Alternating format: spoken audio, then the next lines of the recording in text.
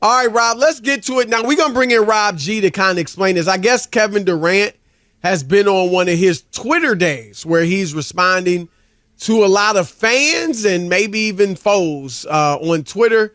Rob G, bring us up to speed on the latest. That's right. Well, ever since this Bradley Beal trade went down, KD's Twitter fingers have been on overdrive. You know, he's responding to basically anyone and anyone who's willing to send him something.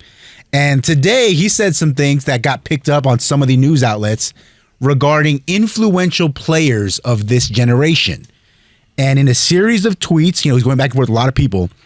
He said, talking about James Harden, James, quote, one of the most influential in the history of the game, and it's insane nobody sees it. And he adds right afterwards, Kyrie and Russ, too, inspired a whole generation. They don't ever get credit for it, though. You want to tackle that first, No, Rob? Chris, because I don't see it's just. I mean, people follow players who are playing before them. That's natural. I agree with that. You know what I mean? You see somebody, hey, we want to be like Mike. Hey, Kobe Bryant wore his wristband on his elbow like Mike and walk like him and talk like him, Chris. So I do get that. But you know, he's just naming people, his former teammates and people. And buddies. And buddies. And this is what we talk about. I know I keep banging the same drum, but this is why I can't take these guys seriously, because that's all it is. If he would have named two people he didn't play with, Chris, maybe I could buy something, like buy into it. It's always your friends or somebody that you played with or whatever, and that's why I just take it with a grain of salt. So you can have the floor, because it doesn't move me. Well, I will start out with this potential qualifier. Maybe Kevin Durant means something differently than influential, right? Because I do believe that Kyrie and Russ are iconic.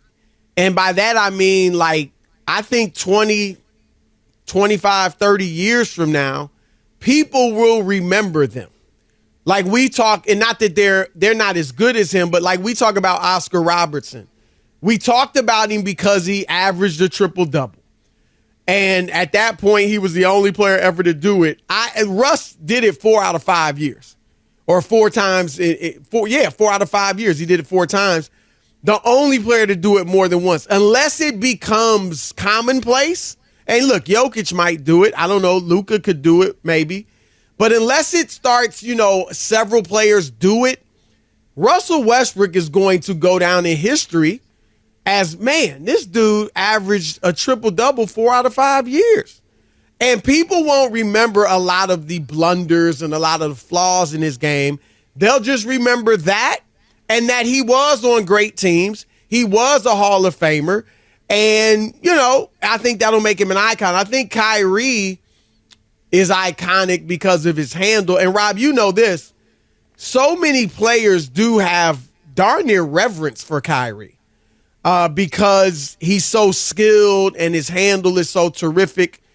And even a lot of fans, you know, some of them take his side on some of these issues that he's had that have been controversial.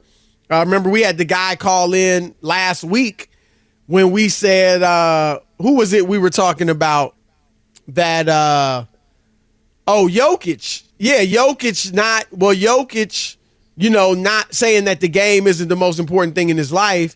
And we had one caller say, well, when Kyrie said that, everybody got me. I mean, some people just don't understand, but they love Kyrie. And so, yeah, I mean, there's a big difference between the two. Right, that's not influential.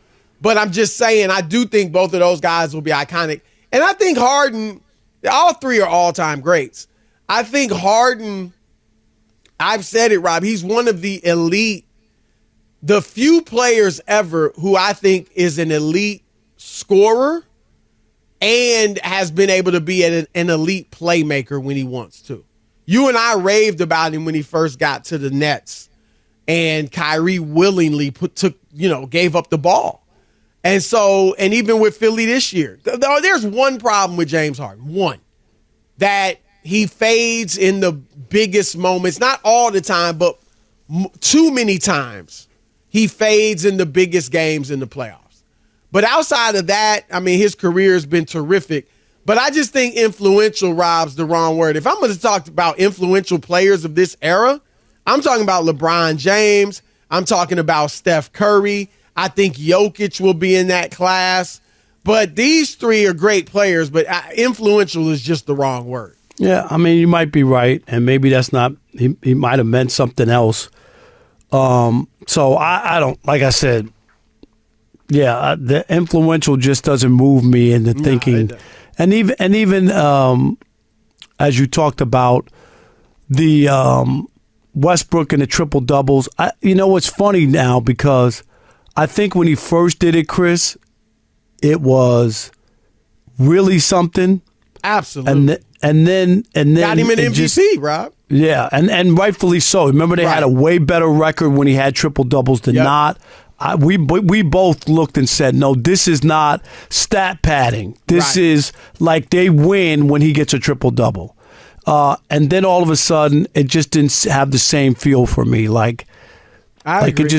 It not that I'm blaming him or saying it was fugazi, or it didn't register. It didn't feel right. I don't know why, Chris.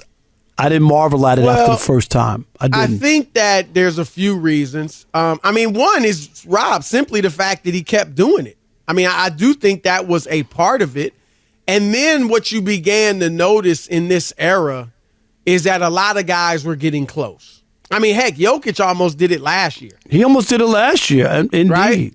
And he's come close, a couple of times. Luka's come close. LeBron did it in the finals. And I think a lot of that, Rob, is we know the players are shooting more. And they're shooting more jumpers and more three-pointers. And what does that do? That leads to long rebounds. So you see guards getting more rebounds than they used to do because they're getting these long rebounds. So I think that's part of it. And look, I think Jokic might very well do it. Rob, this year, Jokic averaged 24.5 points, 11.8 rebounds, and 9.8 assists. Oh, he was right on the threshold. If you round he was right up, there. right. Yep. If you round up, he's basically there. Look at how much he did it in the playoffs. 10 of his 20 playoff games, he had triple doubles. So I think all of that is kind of, has kind of watered it down.